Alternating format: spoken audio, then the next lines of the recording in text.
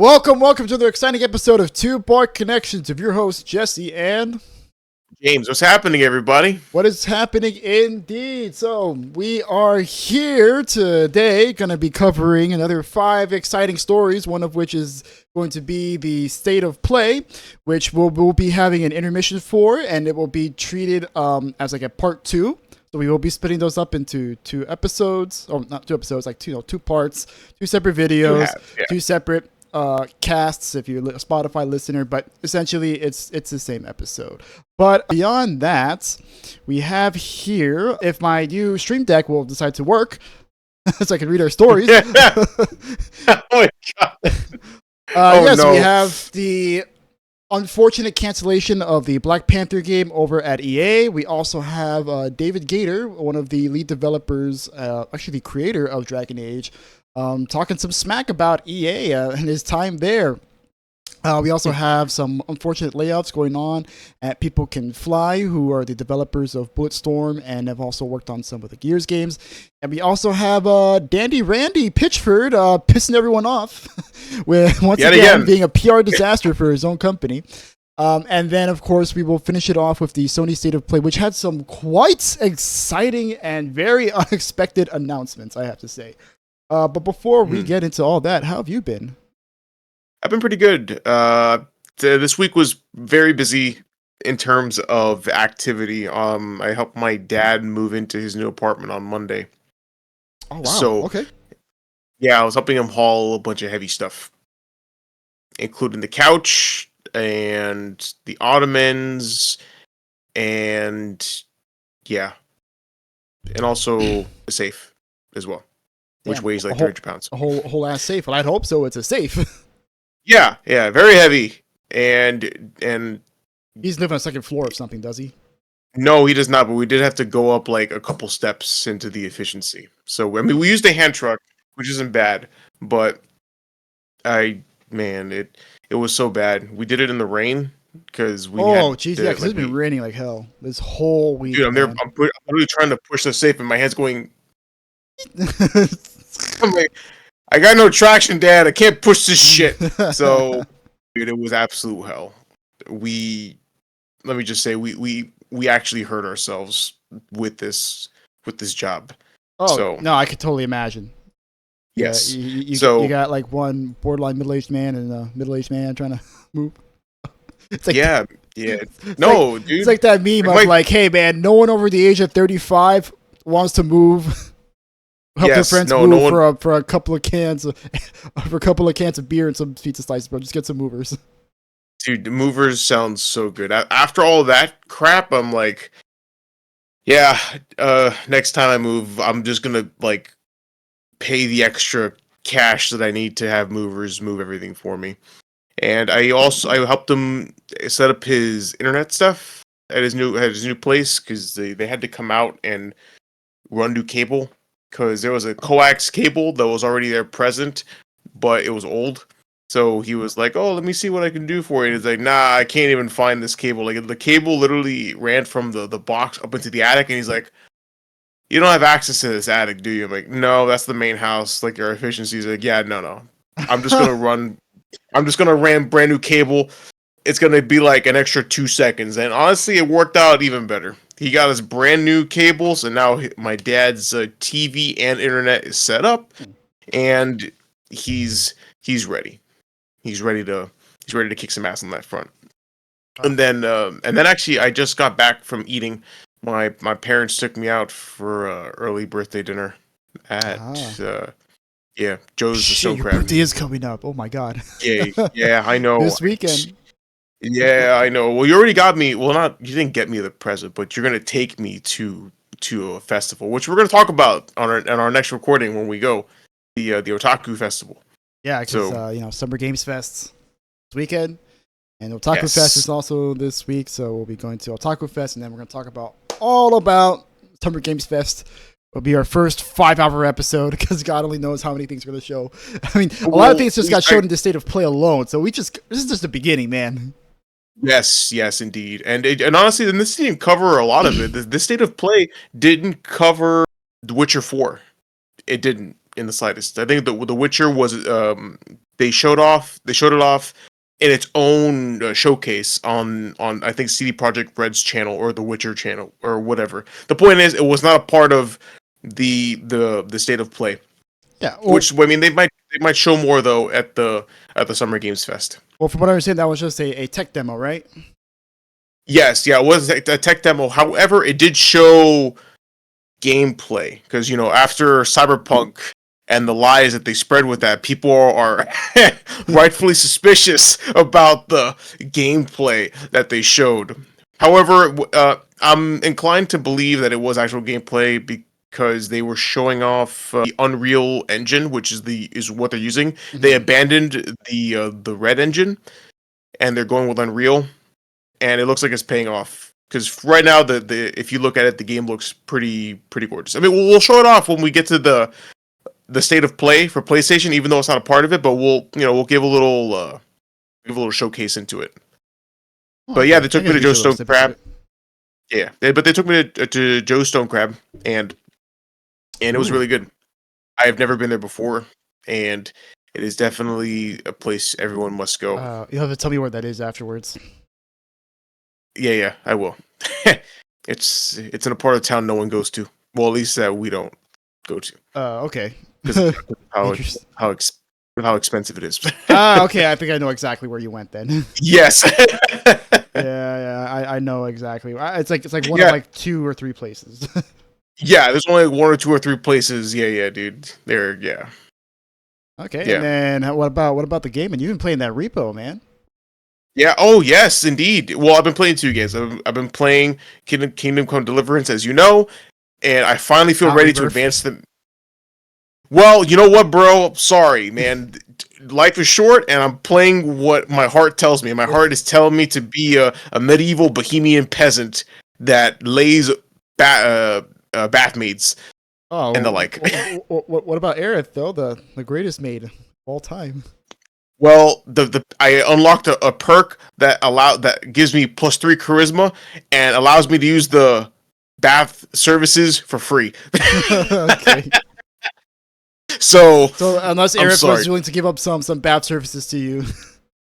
Yeah. Well, right now she kind of she upset me because I'm at the Gaganga part and she's getting hung up on that Zach guy, and I'm like, fuck Zach. Excuse me? Fuck Zach. You know what? You can have Zach. I'm gonna go lay with some bath maids, some bath wenches, which a really common word. I don't think that's a slur, at least in those times, because they're using it for everything, man. I mean, it probably is a slur, but like how back then, people. Yeah, but it's so like a comma, like in the South. That is also true, but I'm really like bat an eye, right? Like women can be like, "Hey, don't call me that." They'll be like, "Shut up, bitch! Shut up, wench." yeah, but it's weird because they'll be like really nice girls. Like I already waifooed somebody. She was one of the people that escaped the slaughter in the prologue with me, and now she's my, I guess, whatever. She's my prospective wife. But in the quest literally says, talk to Teresa, the mill wench, because she works at the mill. But they call her a wench, so I'm like, I don't think they mean that in a bad way. It seems like they just. I'm confused. I'm still learning because obviously this was like medieval era. So I don't know, man. Wench just seems kind of derogatory. I mean, nowadays not, but like back then. But obviously, it's a modern day player playing the game. So. Oh no, I don't know. I think wench is a pretty derogatory term in today's day and age. Yeah, that's what I'm saying. I think. But it's so old, like an old timey word that no one uses it. That's not what I'm saying. I'm saying like today, it's like it's so antiquated that people are just like, yeah, whatever. It's just it's so far removed from that era. They're like, yeah, whatever, just say it. Yeah. But I've been playing that, and now. Yeah, we got way new slurs, man. Twice the potency, kind of like our weed. So everything is concentrated and distilled to its pure raw form, for better or for worse. I'm sorry to interrupt you. What did you say? No, I was just gonna go. I was gonna talk about Repo. I'm having a really good time with that game. It's Lethal Company if you like winning, because Lethal. Well, yeah, if it gives you a chance to win, because Lethal Company, unfortunately, it sets you up for failure every single time. Repo at least gives you a chance and is somewhat fair. However, small screw ups can still, lead to failure. But I feel like in Lethal Company, it's like you have no shot against anything that comes your way. Like if you see a monster that's it, you're screwed. But in Repo, you have a chance of survival, and also the physics based mechanics of picking up treasure in a cart is a lot better in my opinion because some of the treasure is really out there. I'm in the beta version, so I'm testing out the new stuff before it comes out in the live patch, and they introduce a whole new level, which is kind of like an abandoned museum feel, and some of the treasure is art pieces, but the art pieces is literally like there's a name for it in Swedish, but it's a horse that's got markings on it, a pacifier with a tongue.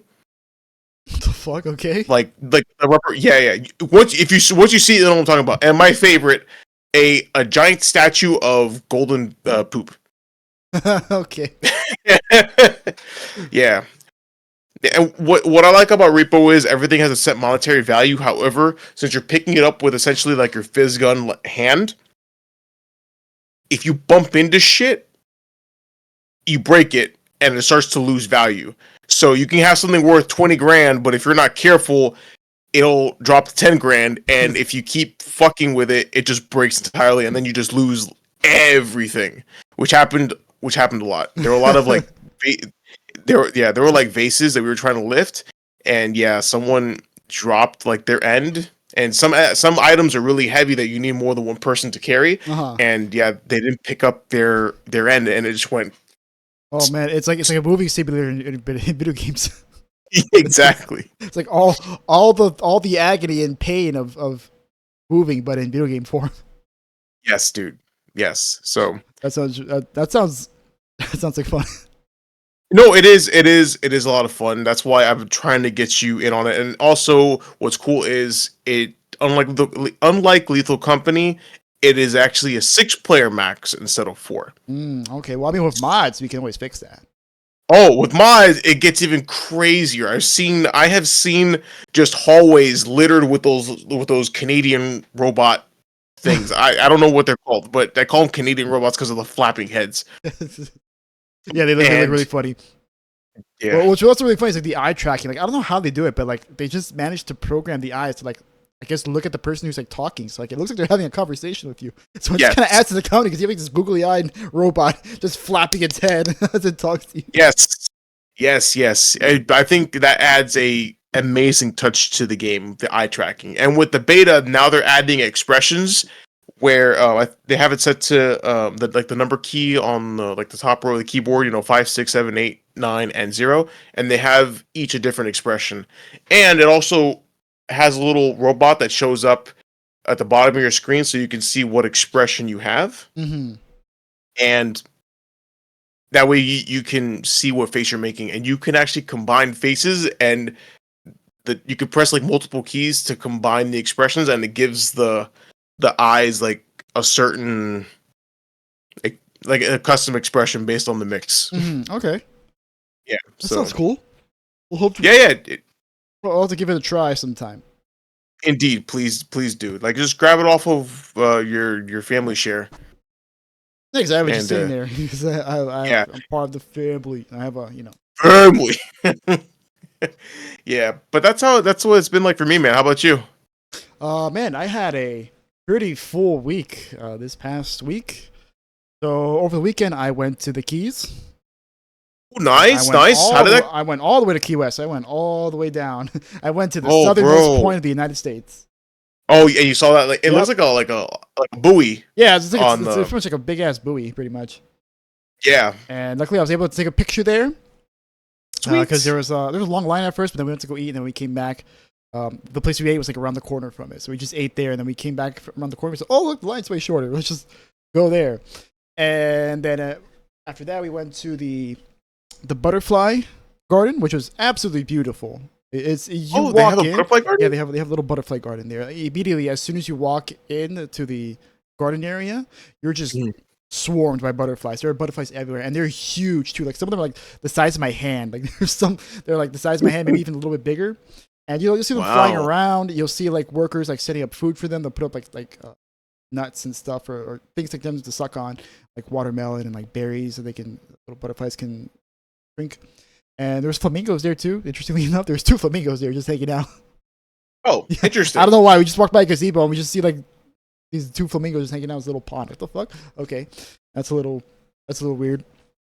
And then after you go through that, you go through like the gift shop, and yeah, it was really nice. And then on top of that, we went to Ernest Hemingway's house. Yes. And that was really cool.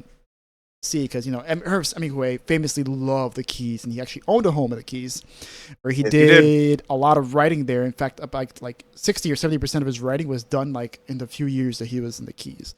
He'd always wake up in the morning, like at 4 or 5 o'clock in the morning, have breakfast, and then from 6 a.m. to noon, he'd be writing. He'd write like 3 or 4 pages a day. That was his routine. So he actually like saw the writing office. You went through like his living room, his bedroom. And funny enough, I didn't know this, but he actually really loved cats apparently, because there are cats living on those premises, and they have a sign there, hey, don't pick up the cats. And the cats actually have like their own kennel. Yeah, those cats are living it up. Like they're so chill, like, and you can totally tell that they're used to people because they just walk by you. Nothing. Yeah, of course. It was really cool. But the main reason why we were there was because we went to Basilica of St. Mary of the Sea, which is a basilica that is designated as a holy door basilica that has been consecrated by the diocese. And essentially what that means is that the door is sanctified by the bishop that's for the diocese, and it's pretty much like you walking through those doors is supposed to give you special blessings. Oh, okay, interesting. I've never heard of doors. Yeah, there's holy doors all over, like in multiple dioceses across the world, really.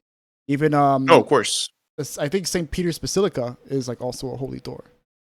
I mean, understandably so. That is the seat. That is the seat of the Catholic Church. So that is very understandable. Then that means that I probably have gotten special blessings, because I did tour St. Peter's Basilica when I went to Rome a while back, long time ago. So then, damn, yeah. So on top, that's actually cool, dude. Yeah, I didn't know that such a place was down in the Keys. That church. Yeah. What was it called again? The Basilica of St. Mary of the Sea. Yeah, it's a beautiful church. Like it's small, but like the land around it is really nice, and they have like an outdoor shrine, I guess you could say, with like a display of the Virgin Mary, and then of course they have like candles that you can go and donate money, and then you can light a candle so you can make your intercessions. Yep. Yeah, that's classic. That's classic church stuff. The how was the architecture on it? Was it like old school church? Or it's for the old timey part of Key West. I mean, most of Key West is it's like old timey, like pretty much all of it. Yeah, especially like the area like we were in, like that's the old town areas. Everything's old. Those houses are from like the fucking 1800s. Yes, of course. Yeah. Very, very old. Yeah. And then on top of that, when I came back, so I was there for a day, came back, and then I went all the way up to Glitch, which is a bar. Oh, yes. Which is a bar that's like, it's a barcade that's like an hour away. We can meet our friends. Great place, by the way. Really fantastic cool place. Yeah, second time being there. Except this time I was actually, not dying of sleep deprivation because we weren't there for a bachelor's this time. So actually I had time to sleep. A really cool place. So the whole thing is, for those of you who don't know, barcade, and you can play for an unlimited amount of time in the arcade. All you have to do is just either buy a bracelet, which is like, I think like $7 or $8, or you just buy a beer, like any beer or any drink, really. Any drink, it'll come complimentary with it. Yep. And so you can go to the back and you can play however much you want. You don't even need coins. Like you literally just press the button and it'll add more lives to it. So I actually played through the entirety of Teenage Mutant Ninja Turtles just by mashing till I got 99 lives. And I just played Teenage Mutant Ninja Turtles. That was last time though, not this time. This time we just played Fatal Fury, which is an old SNK fighting game. We played like a few rounds there, and then we just went outside and just kind of just shot the shit and had some drink. Cool, dude. Very sweet. Yeah, I liked the Glitch when we went the first time. And then on the gaming side of things, well, I'm not gonna. I did play a lot of different things, but I don't want to get too much into it for the sake of time. But pretty much, one of the highlights that here is this game called Phase Zero. And what this is, it's pretty much Resident Evil, but being made by a bunch of Polish people, by a small Polish developing team that actually worked on games like Super Hot. That slow motion game where you move, where the game only moves where you actually move around, right? This is another one of those games, and as you can see here, dude, it looks exactly like a PS1 game. It's crazy how well they were able to recreate it. The animations, the texture work, the way the cutscenes are kind of directed. Yeah, it all just looks straight up. Even the pre-rendered backgrounds, it looks straight up like a PS1 game. I was really amazed how good it all looked. Yeah, no, they even got the they copied the timeline for Resident Evil immediately, because I think the incident in the Arklay Mountains also happened in 1994. so that first typing sequence, honestly, that was pure Resident Evil right there. Oh shit. Yeah, so this is the starting area. Interestingly, how in most Resident Evil games, you get a handgun? That's always the starting weapon. Well, in this game, your starting weapon is a shotgun. So you're just straight up. They're just like, you know what? We're not going to bullshit around. We know that, this dumbass here doesn't know. Classic Resident Evil logic. People just stand there to let the zombie eat them. But yeah. So yeah, this guy drops a shotgun, you pick up the shotgun, and then from there, play the game.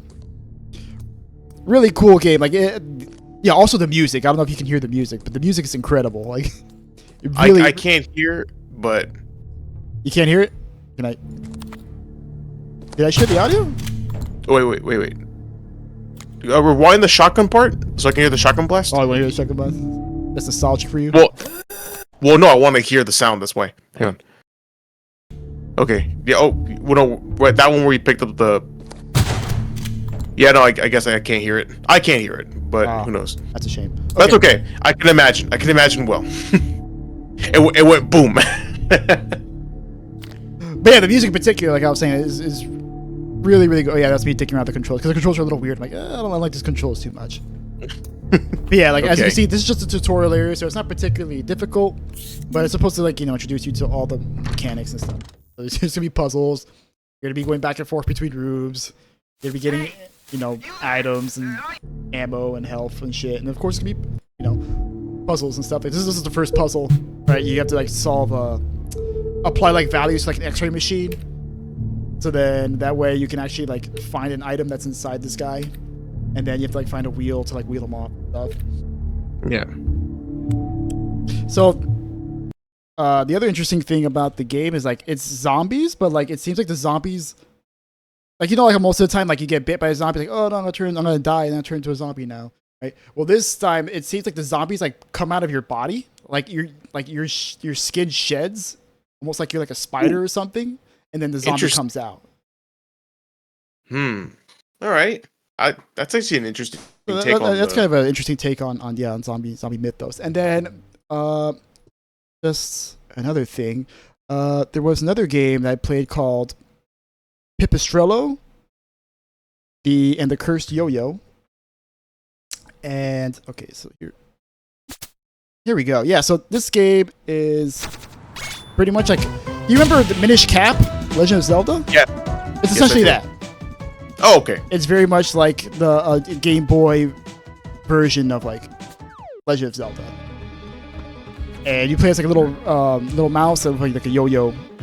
Oh yeah, for some reason I couldn't fucking. Oh, because I was an idiot, right? So there's these bumpers here that you could use. It's really cool, how they managed to add more and more mechanics to the game. So here you'll see add a bumper and it goes really, really long, right? And then eventually, oh yeah, I'm super here. I didn't realize you can pick up with the yo-yo too. So. Oh, okay. So you lost all those items. Yeah, and also you hit this enemy like a dumbass. Also, you have to hit items with a yo-yo to pick them up. I didn't know that either until a little few minutes in. It's why aren't you picking it up? So later on, you can actually throw the yo-yo, And there's big moments where you have to like throw the yo-yo to like bounce it off of stuff, to, like solve puzzles. So it's really, really cool. This is like the dungeony area. I don't know if you can see the throwing there. Yeah, see, so I just threw it right there. Oh, that's like a homing. But then you can't pick it up. You have to pick it up. Oh. And then... Yeah, because I'm dumb. I was like, oh, you know, I'll just run. I should just ran through. But you get the idea. Yeah. So the last thing I played, so this was an impulse buy, because this game actually came out of 1.0 from early access. Had been early access for 5 years, and it's a sequel to a game that I had played actually last year. I think I played it last year also, and it's a game called Project Warlock 2. And Project Warlock 2. That name. Yeah, so Project Warlock 1, for those of you who don't know, is a boomer shooter game that was made by an 18-year-old kid who was introduced to boomer shooters by his father, and he's just said, "Hey, you know, I wanna make my own boomer shooter." So like at like 16 years old, this kid was programming a whole ass game, whole ass boomer shooter by himself, and he released it when he was like 18 years old. And it was a pretty good game, very short game, but it's, you know, still very, very good for a first time. And so because of the success of that game, he actually managed to get together a team, and he secured a publisher, and he was able to work on Project Warlock 2. And the thing is, with Project Warlock 2, now, you know, it's a much bigger game. The first game, it was, you know, you just had one protagonist, but now you have 3 protagonists. And it's a really ambitious sequel because every protagonist has like different weapon sets. So like the first protagonist, Palmer, like he has, you know, assault rifle, shotgun, you know, rocket launcher, like very traditional weapons. His campaign is very much inspired by, you know, classic Doom and classic Quake games.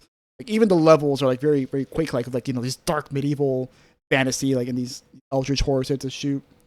But then you get on to Erda, who's the second character, which I'm going to show some gameplay for her. And hers is like a cowboy inspired. So like she has like a revolver, she has like a pump action shotgun that she can actually turn into a repeater rifle, which is pretty much like the Winchester rifle, you know, with the lever action on it. And the last one is like sci-fi, and it's like new Doom pretty much, and you play as like a demon girl that has like weapons that you can shoot like over and over again. You never have to reload them, but they do overheat. And this game is a fucking blast. Like, you can clearly see like how fast paced it is. Like this game kind of gave me vibes of like Doom Eternal, where like I'm constantly like switching weapons and moving around, because like things actually reload. Like when you put the weapon away, it reloads automatically. So you have to like switch and like shoot. You can go through the reload animation, it's fine, but like you're putting yourself at a bit of a disadvantage. Oh yeah, and of course, you know, you got some good old classy nudity. Not an approval. True men of culture. And these are everywhere. I'm like, what the fuck? Why are there so many naked statues? I mean, I'm not complaining, but it's just I just find it a little puzzling, that's all. Right? So, like, there sure is a lot of nudity.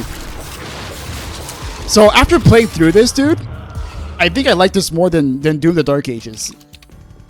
Like, this game is a fucking blast, dude. I absolutely loved it. Wait, though, there's one funny part here. Let me just get to it real quick. Is it here? I remember. I should have timestamped, but I do remember being around this mark. Yeah, so you know those statues that I really, those very lovely statues. Yeah, well, there's some not lovely statues. Oh, damn. Well, I appreciate them. I appreciate them balancing it out with some male statues. True equality. So some good big floppy wieners, right? Floppy wieners. Indeed. Well, that game does look like a lot of fun. I'm glad that you made a good purchase with that. Yeah, and it was 50% off, which is crazy. I've never seen that for an early access game. Most early access games, like when they launch, they'll either be at base price, which of course got increased from the early access price, or they'll release it for like 10% off or something. But this game, they were like, no, we're gonna give it to you 50% off, which is the reason why I bought it. Damn. And okay. I bought it alongside Elden Ring Night Rain, which I didn't play too much of, so that's why I didn't really talk about it.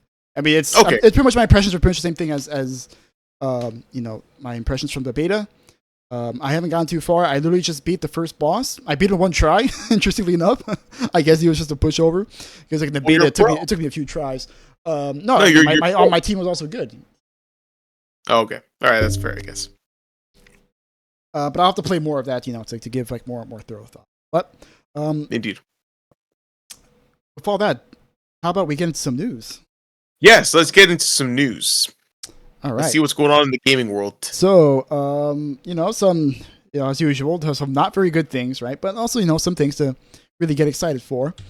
So, for our first story here, we have the unfortunate cancellation of the Black Panther game by Cliffhanger Games, which was a studio being working on it that's consisted of former Monolith developers.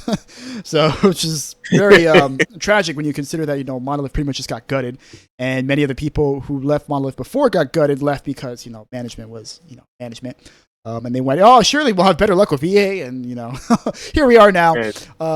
Black Panther being closed, and also EA laying off a bunch of people from other studios as well, though that has not been specified as of yet.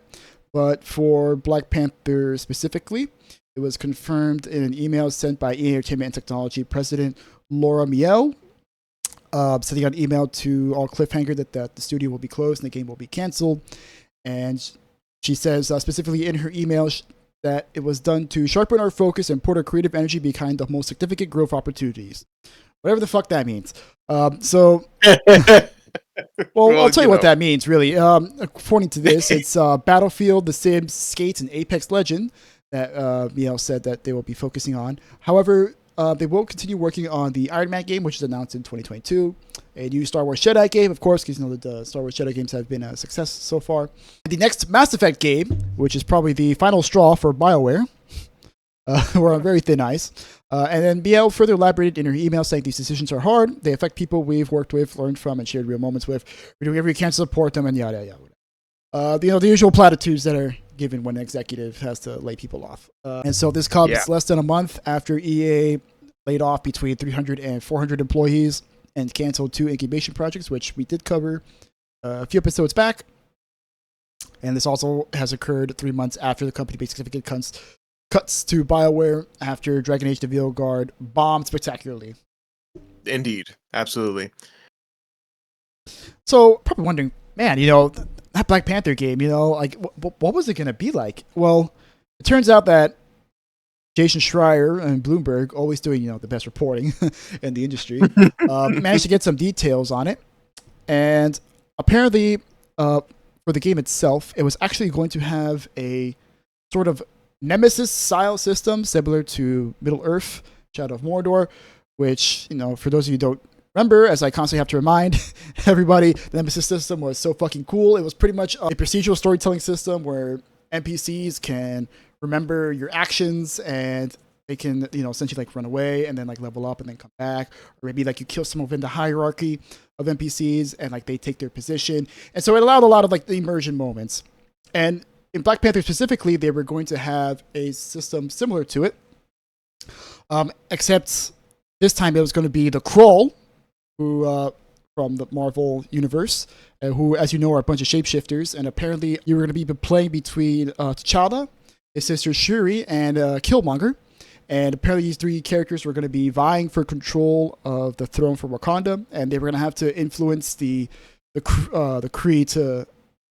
Sorry, the Skrulls, not the Kree. The Kree are the other guys. The Skrulls to help them out, and the Nemesis system was going to influence that in some way. Now, apparently, on EA's end, they were apparently very frustrated with the game not leaving pre-production, even though it was in pre-production for nearly 4 years.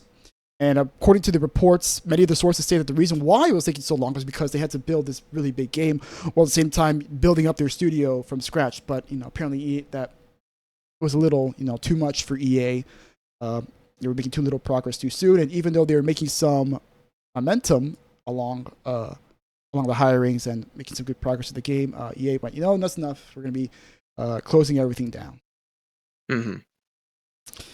So yeah, I mean that's pretty much what happens with Cliffhanger Games and Black Panther. Yeah, I guess the game production was left on a cliffhanger. Funny enough. So any okay. Sorry. Wow, okay. I'm sorry. You just I didn't even see that. You just Bravo, sir. Bravo. So yeah, it appears the Nemesis system is currently still cursed to this fucking day because now we had the Wonder Woman game has been canceled. Apparently, that was going to use some form of Nemesis system. Of course, WB has still patented it for some fucking reason. And locked it away in a vault, never to be seen. In a vault, and then canceled the only source of it that we were going to get. And it seems now like even though we were going to get some variation of it with the Black Panther game, that's not happening anymore. I guess it was. Yeah, according to EA, it was cooking. Actually, it wasn't even cooking. Like they were still getting the ingredients together for the cooking to actually start. So any thoughts on this? I would say it's very unfortunate, but considering that EA, always finds a way. It's a classic example of games getting cut and layoffs happening.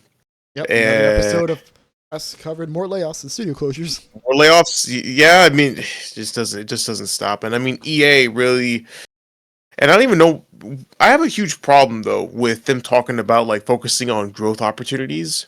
And when they say that they're going to focus on projects like Apex Legends and shit and the like, and it's confusing because I actually read an article. I forgot where it was. The thing, if you can Google it, but EA actually projects a 40% drop for Apex Legends in 2025 and 2026. Oh, I think there's the article. I'll send it to you now. So I'm very confused as to what it is that they actually expect out of their franchises, and it really just enforces the idea that EA doesn't know what the hell they're doing. Because they want to focus. No, because I mean, look, they wanted to focus on Dragon Age: The Veilguard to make money, and it didn't. And now they want to focus on Apex Legends, which they project will actually make 40% less money. So, and now they have an Iron Man game that they're working on. Oh, do we know what game studio is making the Iron Man game or no? Motive. EA Motive. They worked EA on Motive? the Dead Space remake. Oh, okay. I think also like Star Wars. The Star Wars Starfighter game. I don't think it's called Starfighter. It's called something else. But it's a game like where you're like piloting an X-Wing. Okay, then. All right. I was just concerned. So it sounds like all of the core EA studios are still making the games, and all of the periphery is being canceled out. Yeah, it seems so here. I have the article open up. Yeah, so you see there? Yeah. It's insane, bro. That's almost half. And that's supposed to be your moneymaker. Yeah, that is like their real moneymakers is FIFA. Well, not FIFA. Football Club and Madden. Those are the real moneymakers. And Madden. Jeez, bro. That's really what they rely on to make their gold. With Apex, I don't know. Going on with Apex, I don't know anything about. I guess Respawn has enough brownie points with them that they're like, we'll let you guys, slide for the next few years. I hope, but it's it's not looking good for EA. Well, then again, we've said that for about a lot of companies, BioWare included. They got a lot of projects that people are not really having high hopes for. I know that EA has the new Star Wars game from Respawn, right? Yes, it's part of the Jedi series. Respawn, yeah, Respawn's been making Star Wars Jedi, and they were also working on an FPS, which was canceled for fucking reasons. As you know, Respawn makes some of the best FPS games, but sure, let's cancel the Star Wars FPS game being made by one of the best FPS studios.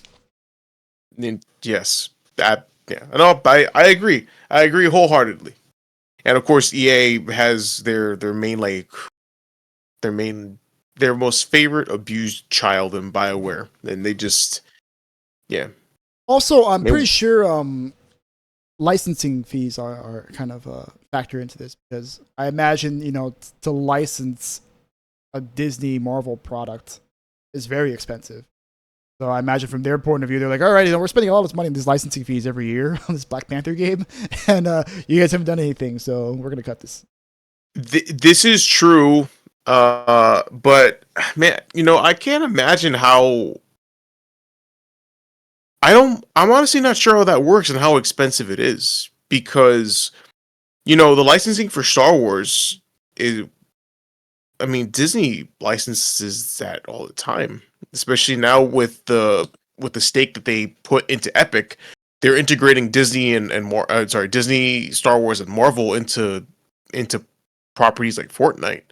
Which is just a giant advertising scheme. Well, Disney, I know. So, in the case of Fortnite, I know Disney injected a bunch of investment funds into Epic with the explicit reason that they wanted their stuff in Fortnite, or Epic really wanted their stuff in Fortnite. So Disney just invested a bunch into Epic. Yeah, So I mean, it can't be.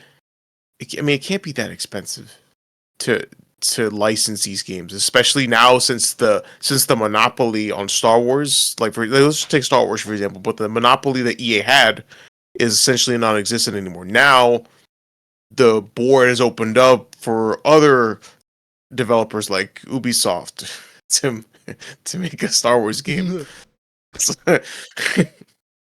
But that's what I'm saying. Like, Star Wars video game classic.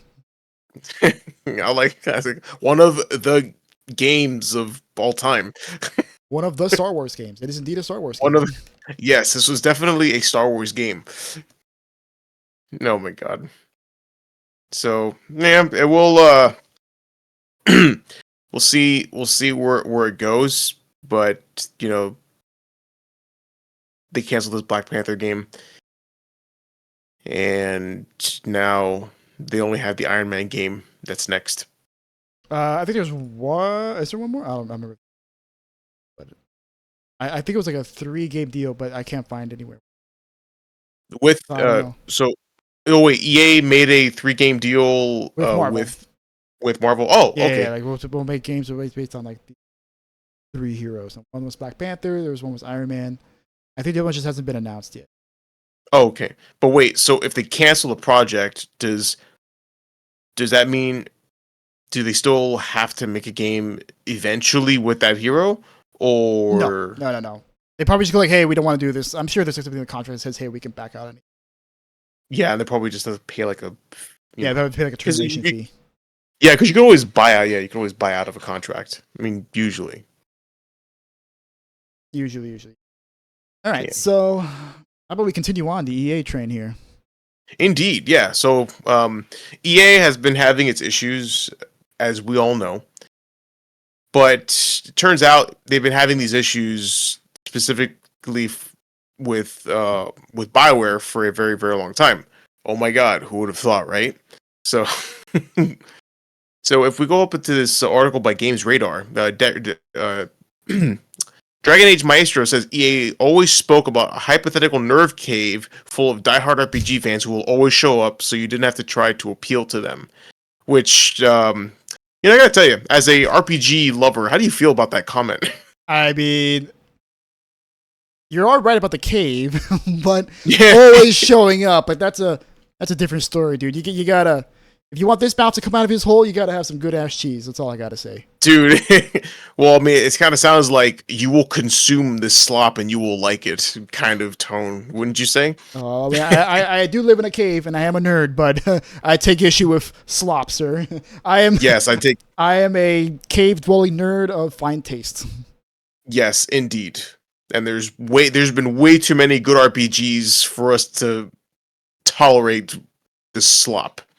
But in any case, so BioWare veteran David Gator, who was actually on the Dragon Age team, spoke to Games Radar and talked about how EA was, well, not a fan, and they always played favorites.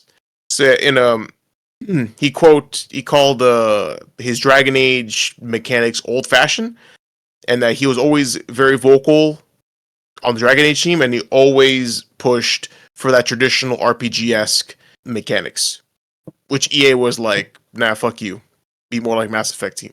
He said that EA called the mechanics for games like Dragon Age Origins to be, quote, slow and cumbersome rather than actiony and slick, which was a presentation that was being pushed by the studio. And that meant that Gator's views were often not very welcome despite his long tenure at the studio and work on many of its most famous RPGs, which, if I remember correctly, he has worked on, you name it, he's worked on a famous RPG. And I mean, like Star Wars Knights of the Old Republic, and of course Dragon Age. And I'm pretty sure he also worked on Baldur's Gate 2, if I remember correctly. Yeah, he did. Yes. Yes, he did. So he's an OG. He's the OG nerd in that cave that EA does not respect. Yeah, so he explains that he believes that EA didn't think the traditional RPG audience was the one that was worth focusing on, and that he often referred to those traditional RPG people as being in a cave, and that those nerds will always show up for an RPG because, hey, it's an RPG. They will always buy this game. We don't have to appeal to them in the slightest. Quote, you didn't have to worry about the nerds. You didn't have to try to appeal to them. You had to worry about the people who weren't in the cave, which was the audience we actually wanted, which is much larger. That's awesome.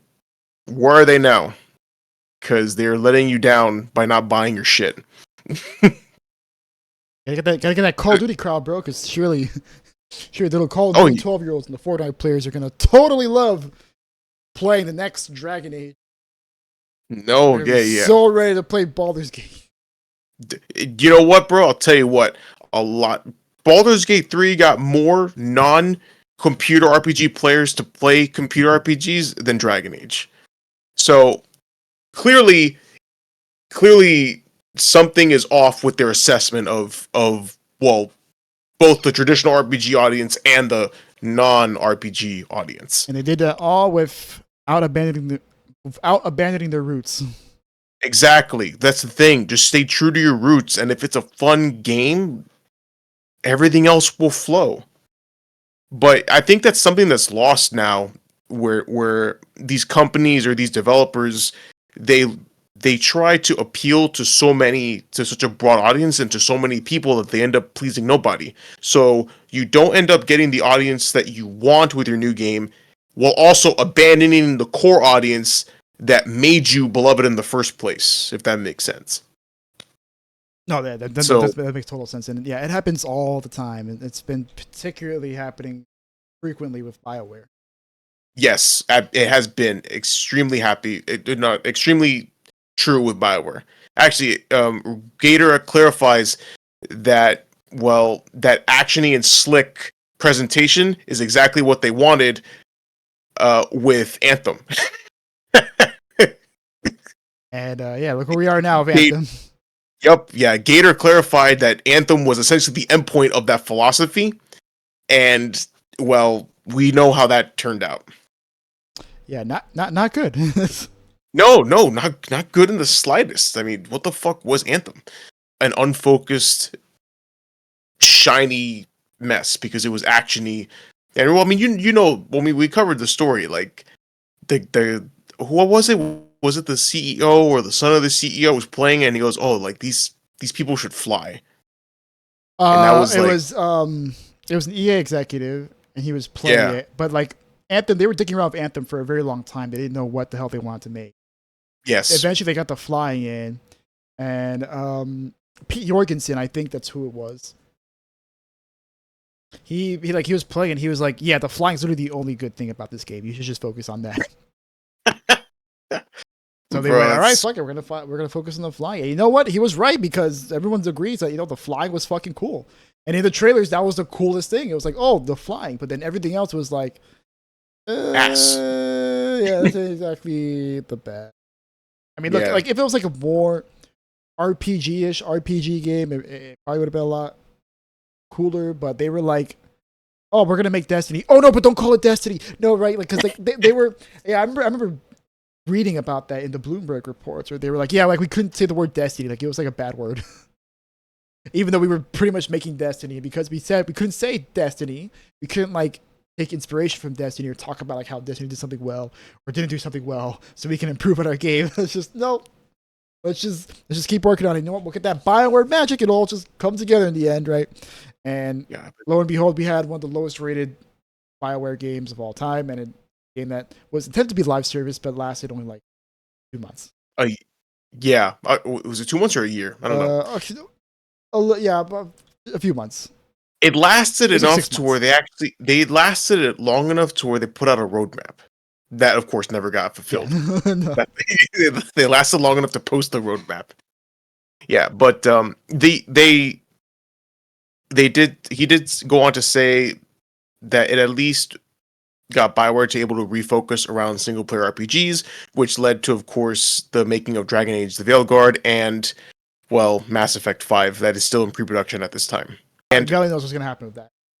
Yes. In fact, especially after the Dragon Age, especially after the Veilguard, sorry, that sounds so weird. Dragon Age Veilguard. Dragon Age Veilguard. Just say Veilguard. Yeah. Dreadwolf was much better. Dreadwolf that was a cool ass name. Dude, that was a cool ass name. Like, we were dope. Like, especially after the ending of Inquisition, which I didn't play. I just watched the videos. You know, we were waiting because, well, spoilers. Yeah, spoilers. No one gives a fuck about Dragon Age right now. Solas, which actually, if you want to go to the next article, which we're going to cover in a bit, it'll show you a picture of Solas, who is actually one of your companions in Dragon Age Inquisition. He actually turns out to be the Fenrir, the Dreadwolf, which is one of the old gods from the Elven lore. And he starts a plot to essentially, well, destroy the world. I forgot how. I can't remember. It's using the Fade or some bullshit. So the next game in the series was about finding him and stopping him, hence why it was called Dreadwolf. But apparently that's not the case anymore. But David Gator actually did go on to talk about how that he feels that gamers, they, quote, bet on games failing before launch, which I thought was very interesting. He criticized the way gamers have come to celebrate certain games' failures. So, David Gator, it says it right there. He worked on Baldur's Gate 2, Knights of the Old Republic, and the first three Dragon Age games, dubbed what he called the anti-fans, which are players that, well, they essentially will do everything in their power to make sure that a game fails. And sometimes, in quote, they sometimes claim victory with sales flops like Dragon Age: The Veilguard or Concord, and pretend like nothing happens when a targeted game reviews and sells well, like Assassin's Creed Shadows. Which, Assassin's Creed Shadows it seems like it's doing okay. I wouldn't say it's a success though. So, in quote in the article, he says the difficulty is if suddenly you end up with anti-fans, then they turn from what you want, fans who would go out and spread the word of your game and get people interested. They sort of do the opposite. They're very determined to see your game fail as a sort of lesson to others who make games of the same type. And honestly, these days there's some element that is present in almost all fandoms, but it's always been there for RPGs in particular. So he then goes on to talk about how fandoms and their toxic culture, which is a very real thing, very well documented. But just go on Twitter. Yeah, I mean, it's the internet. It's gonna be toxic. That's a given. People have the freedom. They have the freedom to speak with a great degree of freedom, like the most freedom I think we've ever had in the history of the human race. Yeah, so you don't have to worry about getting punched in the face anymore. You can just say it from behind the screen. Exactly. So yeah, so they're gonna say mean shit with glee, with happy, just because they can say it. And even Gator even pushed for game developers, damn, I got gas, to minimize their public presence, as it can have an adverse effect of making it harder for developers to interact with non-hostile players or finding needles of genuine criticism in the hay bale of angry culture war comments, which, is a real thing in today's world. So I find this post interesting in particular because he talks about how fans are now betting on games to fail, which, yes, is kind of true for some, but it goes back to the original comment that I made before about how developers like BioWare are losing their target audience, their core audience, the audience that loves them from what they were, and now they're kind of being pushed out in a sense. Like the people who like the classic RPGs of Baldur's Gate and Baldur's Gate 3 and the original Dragon Age, which by the way, I got Aislinn playing Dragon Age Origins. Ooh, I will follow up with you on that. Yeah, she got the Ultimate Edition on Steam. I will let you know. So far, she got scared of the dog, by the way. The dog has an ugly face. That dog is pretty fucking ugly. But he's a good boy. Yeah, it does. He is a good boy. He's a good boy. He's a good boy. But she was he's like, just ugly. yeah, don't worry. She'll grow on him. He. I can't remember the gender. But yeah, so that target crowd is now being pushed aside for trying to find something broader to appeal to more people that, wouldn't really pay attention to your game in the first place. And those people, your target audience, have actual concerns about the game that you're making. So, yeah, I get it, calling out the anti-fans, but you also have to realize, you're making decisions that will be detrimental to you and to the audience. So it's kind of weird because it feels like they're blaming gamers for the failures that they themselves are making. Which well, no, that's not that's not what he's saying. He's pretty much saying like, he says it right there where he says like it's hard to find genuine criticism and fans that aren't like actively hostile, because like the people he's talking about are those dudes that go like on Twitter and they just hate on the game for like the dumbest shit possible. A lot of times these people who like go against these games or vote against them are like the culture warriors that we're talking about here. And a lot of times like they kind of poison the well. It makes it kind of hard to like discern like when is there genuine criticism about something versus like they're just hating on it because it just has something they just don't like ideologically. I think that's really what he's trying to get out here is like, you have your anti-fans, you have the people who are just harassing developers and just saying the most vile things over a video game, making it way too fucking personal. And it's just pretty much just making like that like their entire like personality. Like it's like the troll, but like it's like the level up of the troll, right? It's the evolved version of the troll at this point, right? And then you go on Twitter, you see these guys all the fucking time. Like they're just endlessly talking about like all the things like they fucking hate over and over and over again. And that's, I mean, and of course that's like a byproduct of the internet, right? And also, just human psychology. Like we tend to be more negatively biased. Like the things that are negative tend to be more permeant in our head. But Twitter definitely has a massive, or social media as a whole has a massive amplifying effect of this because of the echo chamber that you can easily form on there. And of course the anonymity of the internet. You don't have to worry about getting kicked in the face because you said something horrible about someone.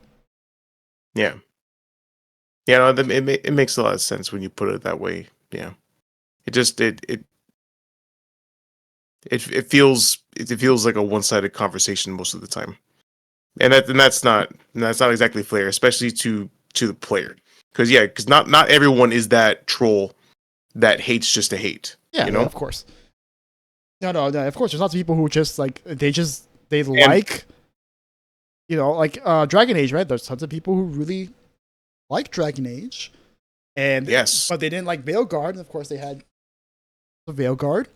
But then like it's hard to a lot of times parse through the feedback when you got people saying like, oh no, you got this one non-binary person here. Like it's hard. Oh yeah. Yeah, because what was that character's name? I can't even. I don't fucking remember. I just remember she was a Kunari, and she was non-binary, and there were people like I actually saw like actual like video essays of like actual non-binary people giving actual nuanced takes about like how they felt like, okay, like this is good representation or this is bad representation. Then you go on Twitter, what do you see? Oh, this woke bullshit, Dragon Age. This is why the game failed, because it's so woke, right? These cycles that are on Twitter, right? It's hard to find the nuanced feedback when you have to deal with all these crazy assholes that are online that are just they're just there to hate. Yeah, no, absolutely. And what sucks is too, a lot of the times, they're at the mercy of their publisher EA, because I'm pretty sure that the direction that Dragon Age was going in was probably at the best of EA. Because after all, they're all about action and actiony and slick presentation. Fast paced combat and stuff. And essentially, the antithesis of what Dragon Age was, or what Baldur's Gate was, the traditional CRPG. I mean, we read it in the last article. They despised that shit. And David Gator would bring that up, and then EA would be like, "Oh, can you like just shut up and do what we tell you to?"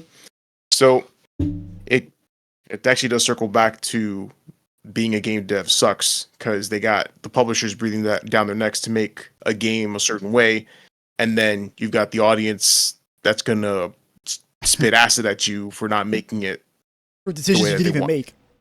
Yeah, exactly. Because your stupid ass middle manager told you to, make some game some way, and of course you got like the suits who are like, oh, we gotta find a way to monetize this, or Yes. yeah, we gotta sell like a bajillion fucking copies, Yeah. or else So we won't bake 9% growth this quarter. Yeah. Stuff like that. So yeah, we also have to remember too, BioWare, they don't have the same people anymore. All the OG people are essentially gone. Like David Gator. Like it says there, BioWare veteran ex-dev. So it says it in the name. Yeah, he left in 2016, I believe. And if you go on like his socials, yeah, he definitely has choice words about EA and how BioWare was being run over the years before he left. Because even he said like BioWare management is also fucking up too. It's not just EA. Yep, exactly. So yeah, but all this to say, we don't want BioWare to fail.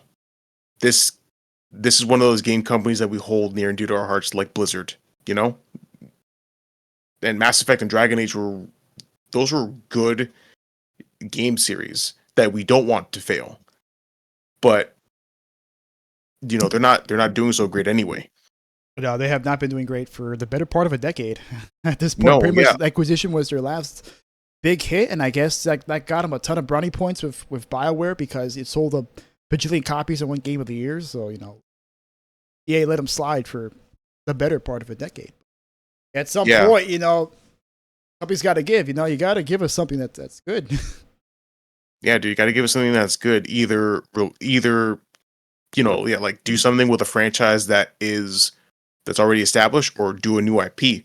But the new IP did not work out. Anthem and Dragon Age the Veilguard. Well, they struck out with it. And then Anthem before that. I mean, exactly. I'm sorry. Andromeda before that. Yeah, and Andromeda. Oh my god, bro, Andromeda. Dude, God, so meh, and it hurts. So now they're bringing back the OG Shepherd, and honestly, I'm scared. I'm terrified of what they're gonna do. Because, dude, Mass Effect. So when I got my first gaming laptop, Mass Effect was the first game that I played on it. Oh yeah, when was that? Dude, long time ago. This was my first gaming laptop, Lenovo. I played Mass Effect 1 and 2 on it, which is funny because the laptop had a red backdrop, and it matched like the red of the Mass Effect 2, because everything. I don't know. That game just it felt red to me, like the color. Mm-hmm. Yeah, but in any case, so yeah, I'm scared. Please just make good games so that we don't have to. So we don't have to fight. Please. Yeah, we don't want you to fail, guys. Please, please don't fail. We want you to just make good stuff. Please, make good games, especially Mass Effect, because I fucking love Mass Effect. Yes, bro. It's one of my favorite RPGs. One of my favorite games of all time. And I'm right there with him, like for real. Please. don't fuck up my Liara. Oh my god. Oh god. Yeah, that's right. I'm so worried. Yeah, we'll have to see how that all pans out. Indeed, we'll have to see. We'll have to see how that goes. Godspeed to all you guys. Seriously. All right, so moving on, we have our next story here with some more closures. Yay! So we have Polish developer People Can Fly announcing that they're going to be making some major changes in the wake of some upcoming layoffs and 2 of their projects being put on ice. So one of them, or 2 of them, 2 of the games that have been in development are purportedly Project Gemini and Project Bitfrost. Gemini was suspended in particular because their game publisher has apparently not been giving them the resources they need. In their specific wording, they say that the publisher has not presented for draft of subsequent content right. The publishing agreement covering the terms and conditions of further milestones on Project Gemini and the lack of communication from the publisher as to its willingness to continue or terminate the Gemini project. So, they've been kind of held in a holding pattern on Project Gemini for quite some time now. So, yeah, that's been kind of in limbo. And then as for Project Bifrost, it was also in suspension for the same reason as mentioned above. Publishers in both cases, by the way, are unknown. So, in addition, People Can Fly say it's suspending the game due to an analysis of the group's cash flow, which showed a lack of prospects for securing organizational resources and of funds necessary to continue production and release of the project. In other words, we're broke. So we ain't got no money for this. And of course, this has resulted in some layoffs within the studio. And CEO Sebastian Wachowski, that's way too many consonants, dude. He says, "We wish to express our deepest regrets and sadness over how these events have unfolded and our sincere gratitude for everyone's contribution up to this point." And so these layoffs have happened in the wake of there also being a reduction in development force for Project Bifrost in December 2024. So Project Bifrost got kind of double fucked, right? We're at a reduction in the workforce, and then now the game has been put on ice.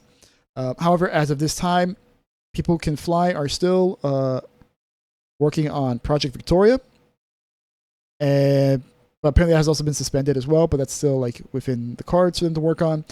They've also continued work on Project Echo, which is a game being developed in partnership with Krafton, who now own, Tango Gameworks now.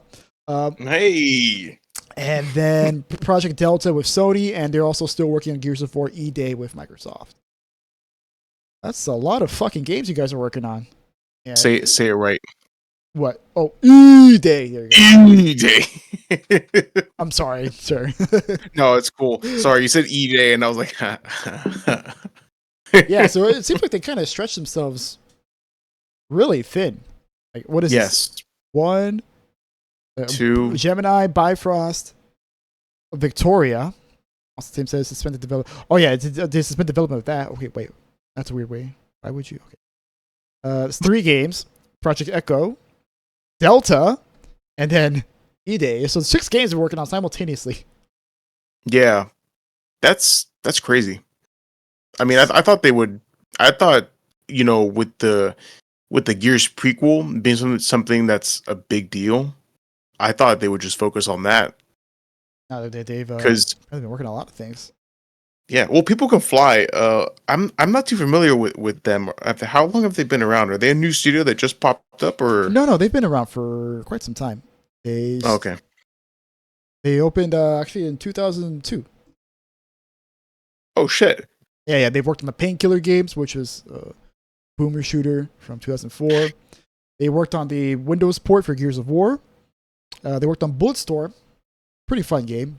Okay. They also developed Gears of War Judgment, that prequel that you play as Baird. Yep. I never played that one. I actually never played that one. I played it with my dad. And then they also worked on Outriders, which was a looter shooter during the looter shooter craze, which wasn't very good. And they also are currently working on Gears of War E-Day. Yeah. Yeah, that's pretty much what they've working on. Hopefully they're still working on it, because and they apparently canceled Project Gemini, Project Bifrost, and Project Deck. Those games were. Yeah, we have no idea. Like that can mean anything. And it's weird though. The article says it's suspended, and then this says it's canceled. That means 2 different things. Maybe. Yeah, that's true. Or maybe to them they mean the same thing. They're Swedish, so they probably Polish. Yeah, Polish. Sorry, so they probably got something got mistranslated somewhere. Yeah, so here's hoping the best for them. Because it's always unfortunate to see layoffs. Although surprisingly, I'm surprised like they haven't fucking Closed. Closed. Like just fall underneath their own weight. But apparently, they have 500 plus employees. Holy crap, that's a lot. That's I mean, that's a lot. Well, actually, that's a lot. Development studio, especially one that's independent, because they used to be owned by Epic. Yeah. And eventually, they managed to go independent. Okay, now I guess that is a lot of people because I always use Valve. Funny enough, for like a number amount of people working. So Valve has. I think I looked it up. Hang on. 336 employees. So 79. They have 181 game developers, 79 Steam developers, and 41 hardware developers. So I was just kind of like using them as a baseline because they're known for having one of the smallest amount of employees for a company. So from 336 to 500, I don't know. Maybe it's because I'm not good with the Valve doesn't even make games anymore. So yeah, I know that's true. So they can afford to have what's called a lean workforce. Yeah, exactly. But yeah, I guess that makes sense. But it's just but I never noticed that before about that. Now, of course, 500 people spread across 6 games. That's a lot. You're spreading yourself pretty thin there. Yeah, that is a lot. So I think they made the smart move, and unfortunately, layoffs had to happen. But at least they didn't get to close. And hopefully, if they do a good job with the Gears game, they can hire some of those people back to work on those other projects that they have in the works. And I hope E-Day is good. Please, God. Please. Microsoft good anything, please. Yeah, I mean, come on, dude. You're bringing back Marcus and Dom? Like, you cannot fuck this up unless you try. The best thing Microsoft had was 2 years ago when they released Hi-Fi Rush, and then they just fucking closed the studio next year. Yeah, bro. We don't have enough critically acclaimed, award-winning games. What? Choke you, bro. Choke you. What's that guy's name? Matt Booty. I'll never forget Matt Booty. And Phil Spencer. Fuck you both. Matt Booty. I'll never forget. Apparently, Matt Booty, I learned this a while ago. I think he worked at Midway. And Midway was a notoriously mismanaged company. And he was there like when it down fell. So. Oh, really? It really shows how these people feel upwards so hard. Coincidence? I think not. Yeah, how he managed to get a job in another company like Microsoft.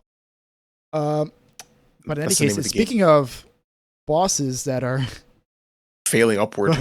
Speaking of failing upwards, we got Dandy Randy of friend of the podcast. Dandy Randy Pitchford of Gearbox fame has gotten into deep doo-doo with the gaming community yet again for putting his foot firmly in his mouth. No salt. No salt. Well, I mean, salt from the, from his own tears from having to say sorry. But in any case, yes. So, according to Randy Pitchford, real fans will find a way to pay $80 for Borderlands 4. The Gearbox boss has previously stated that he doesn't know the price point of the upcoming looter shooter. So, as you all know, Borderlands 4 is on the horizon, due out this holiday season, correct? September 15th. Oh, September, excuse me. Fall, autumn season. And honestly, it looks pretty dope from what we saw at the showcase. But of course, it is following in the abysmal trend of pricing games at $80, thanks to Nintendo. And Randy Pitchford believes, oh yeah, we should totally keep going with that. But Gearbox CEO ups the ante on video games fans by saying, hey, a real fan will find a way to pay $80 for this new Borderlands game. Last week, he actually messaged someone on X saying those exact words. Sorry, excuse me. I was reading the article. Okay, it got me fucked up. Don't do that to me. I'll get it right on the sign off. I promise. Just don't beat me again. But last week, someone on Twitter told Pitchford that Borderlands 4 better not be $80.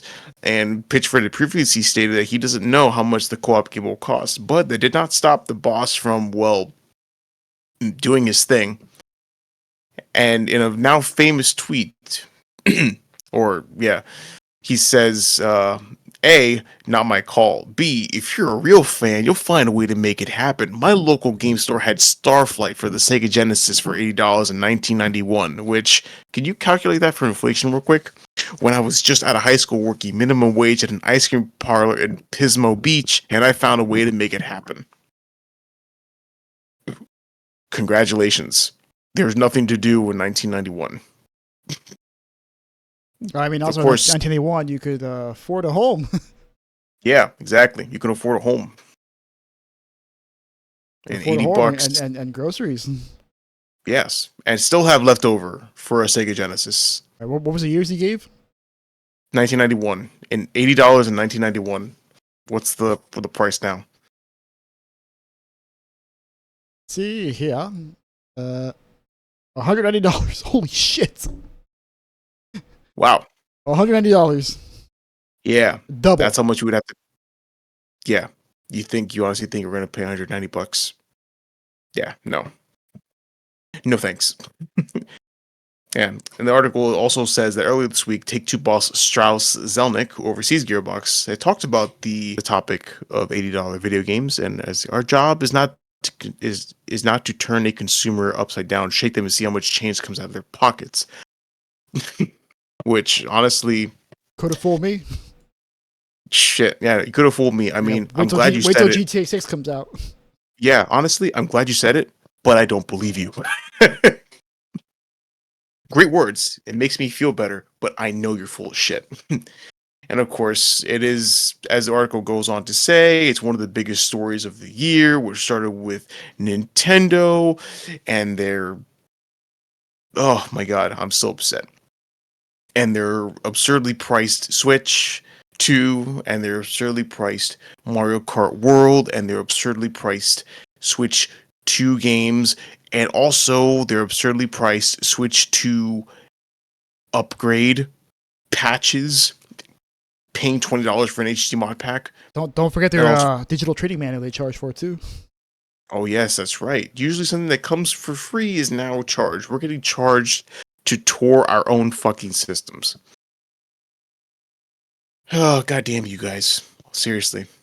And then Microsoft from the party was like, hey, we can make $80. Sure. Our games are totally worth it, right? $80. Hey, because we're Microsoft. Our games are so good, bro. We haven't had a game of the year in 20 years.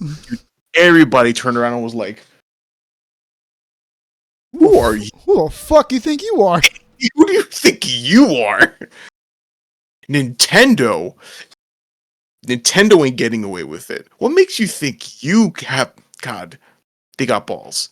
I even said in the last I think it was the last podcast, I was like, damn, Microsoft, Phil Spencer, man, he's got some serious cojones trying to pull some shit like that. Oh, god damn it. But in any case, Randy Dandy did say he didn't mean to trigger people with his comments on price. He is, he's like, oh man, I didn't mean to trigger you. I was just saying, like, hey, maybe we can all be friends and just pay the $80 price tag. And oh my god, that was a lot. Yeah, bro. Yeah. Look at that. Yeah. Oh, but anyway, so please, Randy, punctuation, space, paragraphs, pauses, bro, pauses. But so Randy Pitchford continues to speak out on the price point of Borderlands 4, which remains a mystery. And and he says, oh man, that's a lot. Man, I'm sorry that there was a misunderstanding. I don't have to read all this. You don't have to read all that. Okay, it's a lot. Yeah, dude, it's a lot. But it says but he did say that he apologizes for the misunderstanding. Essentially, the TLDR, it was like, hey, listen, it's not my call if there's a $10 price increase, okay? But Borderlands 4 is a great game, and I think players will see a lot of value in it. It's like, well, it didn't. Okay, oh, whatever you say, Randy, but you're still an asshole. I mean, look, the game will probably be very, very good. It just won't be $80 good. No, it will not be. Because very few games, if any, are $80 good, especially when we live in the times that we live in. Yes. And listen, and I get it. Especially in the article, it says that Borderlands 4 has Randy even said that Borderlands 4 has more than twice the development budget of Borderlands 3. So he obviously he wants the game to sell well to recoup the losses. But what game developers have to understand now, especially these AAA studios, is with inflation and the price of everything increasing, and now the price of our escapism is increasing. We're becoming, well, I mean, we've talked about it before. We're becoming very, very, very choosy with what we buy. People are waiting longer to buy games. They're waiting longer to have it go on sale on Steam. I mean, take a look at Jesse, Doom the Dark Ages. He felt like a pretty good game, and then he bought a game half off It was on Steam. What? It was $8. Dude, $8, and he's like, this is better than an $80 AAA title. I spent $100 on it because I got the early access version when the DLC. Oh, excuse me. Pardon me. Look at that. My point proven even further, or my point proven better. No, just to clarify, still one of the best games of the year. Doom will probably make my top year list, but I think Project Warlock's above it. Exactly. Again, my point stands. So these game developers, they're gonna have a hard time, and honestly, they can't afford PR like this. Because again, like I said with the previous article, stop antagonizing your fucking audience, or stop fighting your audience. We're the ones paying for the games. We want them to succeed, but for God's sake, don't gouge us in price, and don't belittle us on the internet. That's just fucking dumb. But Randy will never learn. Honestly, he just disappears off the internet whenever something happens, and then he comes back. And he does something even more stupid every time. Exactly. At least, for God's sake, at least do a new magic trick every time you come and say something stupid, so that we can be entertained and actually laugh, an honest laugh. Yeah. All right. Well, yeah. Any other thoughts? No, I just want our industry to get better. Story of our life. All right, man. So I think it's intermission time, huh? Absolutely, intermission. Do you still want me to sign off for the intermission? Yeah. Just do the sign off, just in case people fall off after. Of course. Alrighty. Well, thank you so much for watching this half of the Two Bar Connection. We really appreciate you guys watching and listening to what we have to say. Please leave a like down below if you enjoyed the episode, and also subscribe to our channel for any updates on our new content that comes out. You can also leave a comment down below if there's any games you want us to play, or if there's certain stories that you want us to cover. The best way to watch us is on YouTube, but we do have audio versions of the podcast available on Apple Podcasts, Amazon Music, and Spotify. And now, if you'll just wait a moment, we're going to be taking a quick intermission, and we'll be back to cover the Sony State of Play. Thank you very much, guys. Yeah, so thanks, guys, again for listening, and we will be back. Bye. Bye, everybody.